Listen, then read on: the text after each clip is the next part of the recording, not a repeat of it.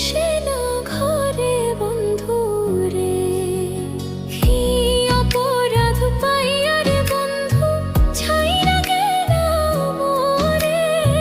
তোমার লাইগা পরাণ কান্দে, মন বসে না ঘরে বন্ধু রে।